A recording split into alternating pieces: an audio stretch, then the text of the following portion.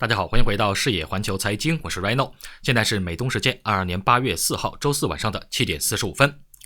今天大盘难得平静，分时图走得像高睡眠质量人的心电图一样，但部分的个股还在冲锋，比如 AMD 大涨了 5.93%， 挑战技术面强压力和估值上限，今天也是领涨标普。在板块上，能源板块连续第二天下跌，而且是大跌。主要的原因呢，是交易商对于今年晚些时候可能会出现的经济衰退感到忧虑。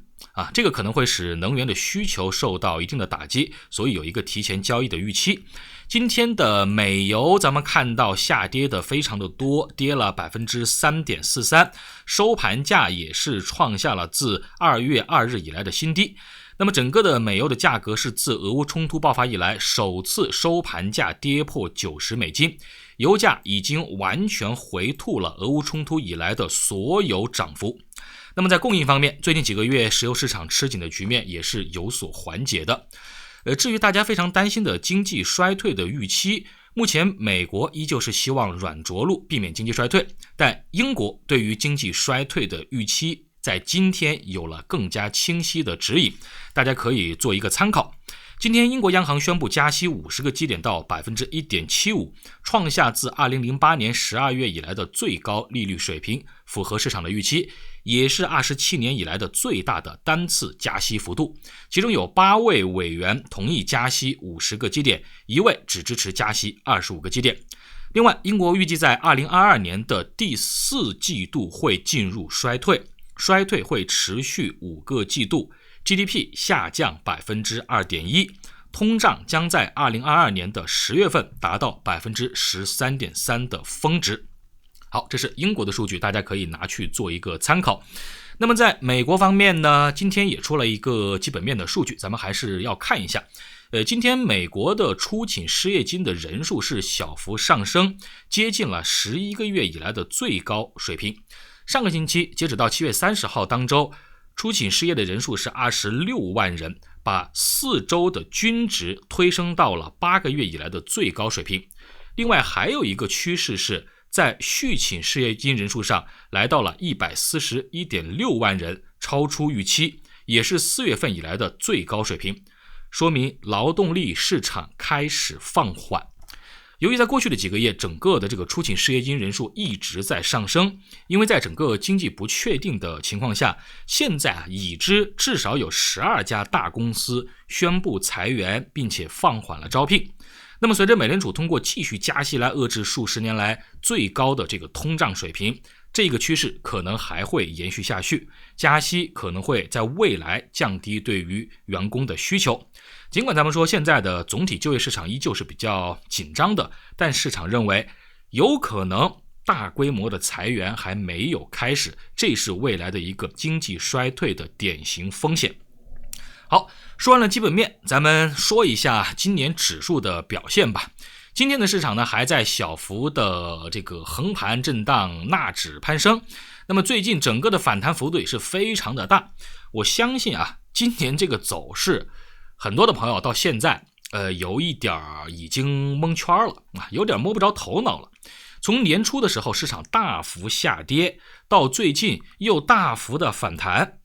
为什么我平常在节目里边会一直强调了说这个涨得高了，高估的要卖一点，这个跌得多了，合理了要买一点？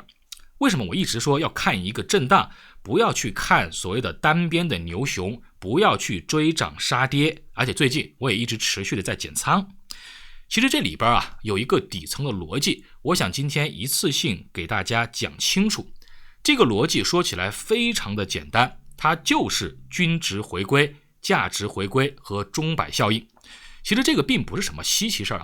因为美股市场是一而再再而三的在发生重复的发生这样的事情。只要你去跟随这个规律，就能够避免追涨杀跌带来的困扰，你从心理上也能够更加从容的接受。比方说涨了以后卖掉，它还继续涨，你会说哎呀怎么办，是不是后面的涨幅吃不到了？跌了以后呢，你说还会不会跌更多，然后能不能买，然后呢不买反弹上去了又觉得有点可惜。所以今天其实这个市场从今年年初到现在是一个非常典型的钟摆市场。为了帮助大家理解这个均值回归的过程，我总结一下整个这一轮下跌，还有包括最近的反弹，各个板块的表现以及其中的原因，可能你就会更加清楚。我们以这个纳指100为例吧，整个的纳指100，我们看到从年初或者你说从去年的11月份啊，和年初的高点其实差不多，都这个地方。最低的时候一口气下跌超过 30%， 达到了 32% 之多，一直这个跌势是持续到了6月16号才触底，相当于整整跌了半年。那么市场触底之后，在这一轮的这个下跌中，什么板块表现的最好，什么板块表现的不好呢？好，我们来看一下这张数据啊，就是2022年标普11个板块的表现，从1月1号到6月16号这个触底过程。这张图表上我们能够非常清晰的看到，涨幅最大排在第一位的是能源板块，大涨 41.41%，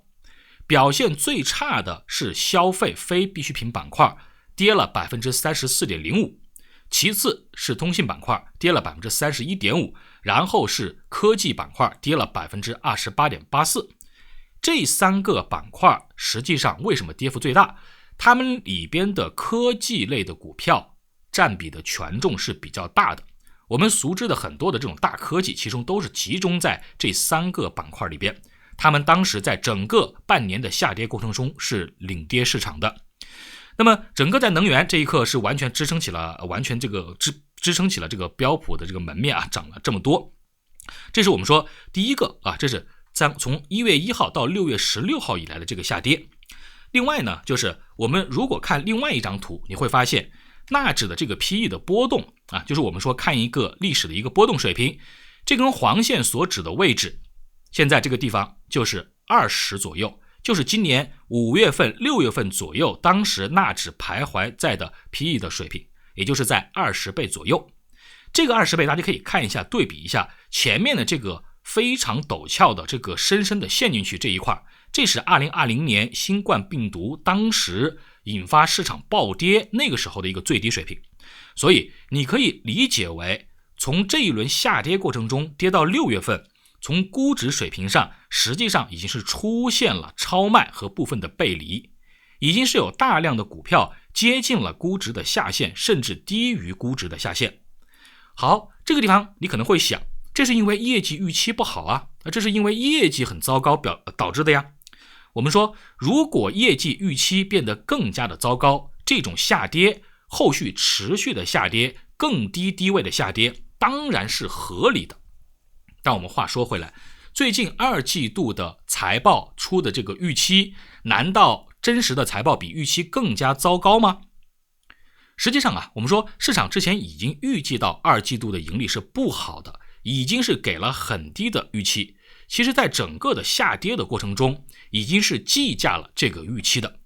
那么随着2季度财报的披露，截止到目前为止，我们可以看一下这张图。这张图上标有这个颜色的啊，都是指的是超出预期，盈利超出预期的占比。现在我写到这里的地方 80% 就是这个信息技术，也就是科技板块。然后前面的是什么？是这个包括消费必需品板块啊，还有其他的绿色的啊，你就看它超出了多少。如果我们看大科技权重占比的这个科技板块，其中有 80% 的个股 EPS 都是超出了预期的，收入同比增长了 8%。很显然，科技股的盈利预期截止到今天为止，其实没有比市场悲观的预期更加的糟糕，还是表现出了一定的韧性的。所以呢，我们说业绩预期有更糟糕吗？没有啊，这是其中一个很大的原因。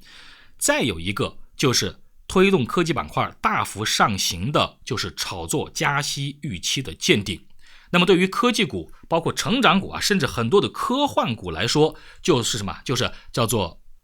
加这个估值的这个打压见底。这一点我们可以从10年期国债收益率目前的表现上看出来， 3.5% 左右是当时的一个顶部，后来是持续的下跌，现在已经到了 2.67%。10年期国债收益率为什么说对于整个的成长股啊，对于科技股的估值，对它的这个打压会见底，它很重要呢？因为我们从 DCF 的估值模型中，10年期国债收益率是在分母的位置，分母变得更小，那么它的估值水平自然变得更高。所以从这一点上你也能看出来，为什么科技股在这一轮的反弹中是表现最好和最猛的。好，那大家说，那是不是真正的这个反弹从底部开始，真的如现在所说的这种情况呢？我们来看一下，在整个从6月16号到8月3号的整个标普11个板块的收益表现。6月16号到8月3号，涨幅最大的是消费非必需品，它刚才出现在跌幅榜的第二位，倒数第二位，所以呢，它涨了 17.88%， 然后涨幅第二的就是信息技术就是科技板块 14.25%。 所以你可能看出来这一点，你会发现什么呢？你会看到之前跌得最多的现在呢涨得最多，但你看最后一栏，之前涨得最多的能源板块截止到目前跌了 8.65%。 所以这就是为什么说跌有底涨有顶的背后逻辑。它并不是说你之前涨得多的板块后面就会一直涨，之前跌得多的板块呢后面就会一直跌。特别是能源板块非常的有说服力，能源板块现在其实从高点到低点的回撤，包括今天的收盘价附近，它已经是进入了技术面的熊市。但是如果你持续的在追涨能源板块，你可以想象一下，你在这一轮里边实际上还是非常受伤的，特别是当时在一个最高点的时候。所以话说到这儿我就是想给大家解释一个非常简单的逻辑。如果未来继续均值回归，大家应该想到会发生什么呢？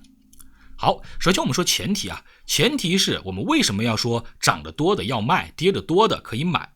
首先现在这个市场能不能维持继续持续的上行呢？我认为很难，因为目前总体的业绩的预期是没有办法支撑标普持续单边牛市上涨的，这是一个基本的前提。特别是我认为现在的时间还没有到。如果你说现在已经是2022年的12月份或者2023年的1月份，我认为它可不可以继续往上涨？我觉得可以，因为那个时候走的预期它还可以提前交易23年12月份的预期，甚至提前交易到24年的头一个季度的预期。但现在我们只能交易到大概23年年中左右的预期我们提前6个月去交易，也只能交易到这儿。所以现在我觉得时间还不够这是第一点。所以一旦现在的价格持续的再往上走，那么高估的位置或者说超出估值水平的位置，它就是市场给你的礼物，就看你愿不愿意拿。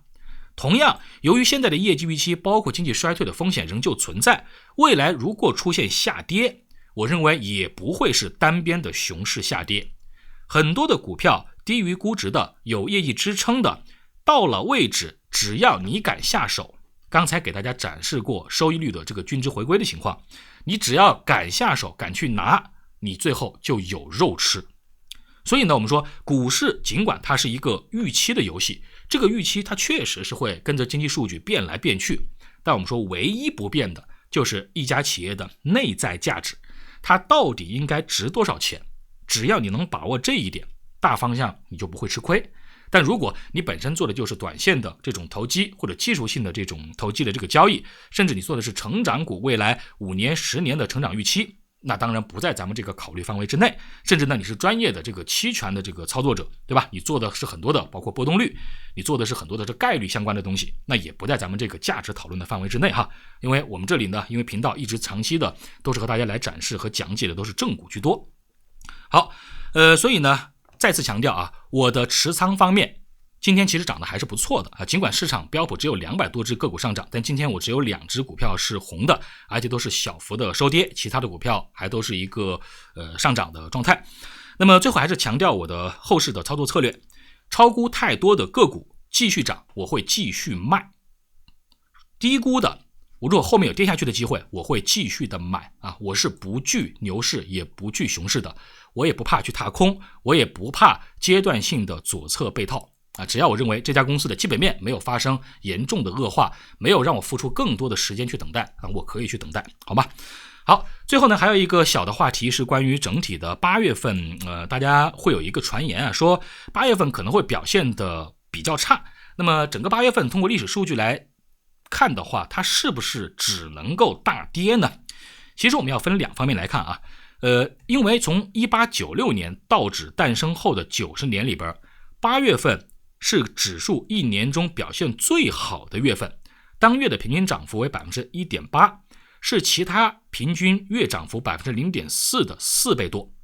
不过这个也不是一直都这样，从1986年以来的35年里边，8月份一直都是美国股市平均表现最差的一个月。从1986年以来，道指8月的平均跌幅为 0.67%， 略高于9月份 0.64% 的跌幅，而其他的月份平均都是上涨 1.05%。那么由于整个的8月份呢，与其他月份的平均回报之间的这个差异非常的显著啊，所以从这个统计学的角度来讲，大家认为呢有一个 95% 的一个可信水平，所以经常我们会看到在新闻里边大家会谈到8月份是不是一定会跌，还是会一定怎么样。所以如果我们看一下历史数据，总结起来看，8月不一定很差，它会走2个极端，但有可能如果它要好，它就会比其他的月份要好得多，如果它要表现得差，它也同样会比其他的月份表现得差得多。所以这是完全相反的2个极端。那么大家希望它走哪个极端呢？欢迎在留言区评论。好，这个呢就是咱们今天带给大家的一些关于投资的一些基础的知识吧，也算是我个人的一些投资心得的分享，希望对大家有所帮助。好，那咱们今天节目到这儿，咱们就明天的同一时间再见。